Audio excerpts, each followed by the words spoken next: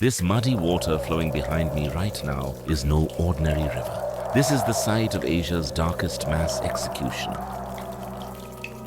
This is the Mekong River. Exactly 15 years ago, the bodies of 13 sailors, their hands cuffed behind their backs and their eyes blindfolded, surfaced one by one in these waters. It all began on the morning of October 5th, 2011. Two massive Chinese cargo ships entered the Golden Triangle region controlled by drug cartels, and nothing was ever heard of them again. When the soldiers found the ships, there was no one inside. There were only millions of dollars worth of deadly narcotic pills. Had the sailors fled, or had they been buried in the depths of the river? Before long, the terrible truth came to light. All 13 sailors had been brutally executed. This incident was not merely a mafia settling of scores.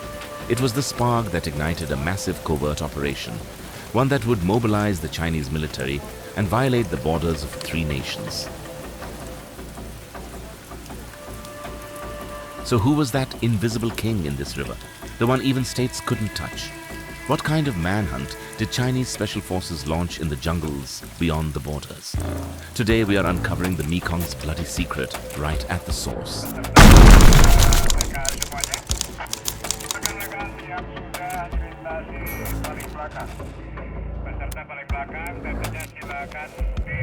Of course, to fully get to the bottom of the matter, I'm going to the Mekong River where the incident took place.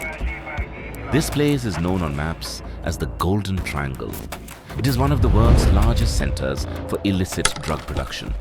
It is an uncontrolled black hole governed only by its own rules, a place where the reach of laws, states, and armies comes to an end. The Mekong River is the lifeblood of this region. Throughout the day, millions of dollars worth of legal trade flows along it. It is not just trade that takes place on this river. Transportation and fishing are also carried out. I suppose this man is one of them. However, when the sun sets and a mist settles over these waters, the river takes on a completely different identity. It passes into the hands of a power that allows not even a bird to fly past without exacting a toll. On the day of the massacre, the 900,000 methamphetamine pills found on the ships initially misled everyone. The Thai media immediately branded the sailors drug smugglers. The case was on the verge of being closed until Chinese forensic experts examined the bodies. None of the sailors had a criminal record. Moreover, there were signs of severe torture on their bodies. Someone had conspired to make them appear to be drug traffickers. So, who had played this dangerous game?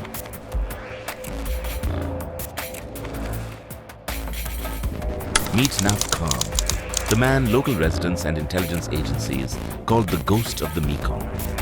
A former militia leader, Nav Kham had built his own private army on the river over the years. He controlled the entire network of bribery, extortion, and smuggling along the waterway. Chinese cargo ships had refused to bow to the steep extortion demands imposed by Nav Kham. Perceiving this as a challenge to his dominion, Nav Kham sought to demonstrate who truly owned the river. And so, he slaughtered 13 innocent people in these waters, making an example of them to the entire world. 中国政府对事件发生深感震惊，对多名中国公民罹难深感悲痛，对犯罪分子的暴行表示强烈的谴责。中国政府珍视每一位中国公民的生命，将彻查此次事件的真相，将凶手绳之于法。However, Nav Kham had made a grave mistake. The Chinese people took to the streets in anger. The Chinese government regarded the shedding of its citizens' blood as a formal declaration of war, and an order was issued for a covert, cross-border operation unlike anything seen before. As I conduct research, I gain deeper insights. Chinese intelligence and special commando units infiltrated the jungles of Laos and Myanmar, disregarding sovereign rights. Aerial drones and hundreds of local informants on the ground were deployed to capture Nav Kham alive. The ghost of the Mekong was now prey, trapped in his own jungle. The operation was so covert and perilous that the Chinese teams lay in ambush deep within the jungle for days. going without food or water to avoid detection by the local population. The objective was simple: not to kill Nav Kham, but to capture him alive and bring him before Chinese justice. The net was tightening with every passing second. After months of pursuit, Nav Kham was cornered and captured in the jungles of Laos, with nowhere left to run. Extradited to China, the kingpin was forced to confess to all his crimes in court. These images of Nav Kham's capture signaled not merely the end of a criminal, but the close of a lawless era on the Mekong River. The Baron had been forced to his knees, helpless and clad in nothing but a t-shirt, right there in the jungles he had so trusted. Yet his capture did little to alleviate the anguish surrounding the horrific truth buried beneath the river's waters.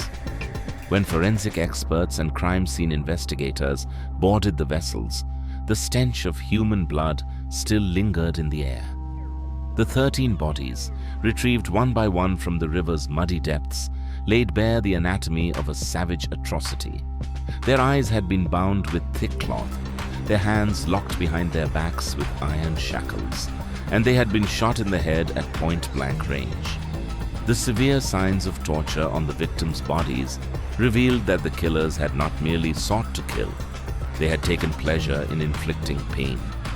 The Chinese people refused to accept their citizens falling victim to such a degrading and brutal conspiracy. A massive wave of grief and outrage swept across the nation. Newspapers ran the story in headlines for days, and television networks interrupted their regular programming.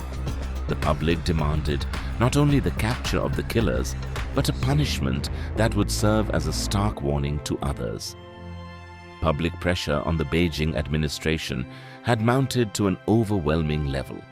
To quell this global outcry and demonstrate to the world the fate awaiting those who harmed its citizens, the Chinese justice system was poised to make one of the most radical decisions in history.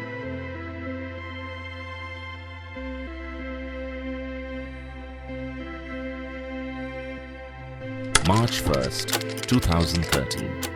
Chinese state television did something unprecedented in history. It broadcast live to millions of people the moments when Nav Kham was taken from death row and led to the lethal injection chamber. Justice had been served.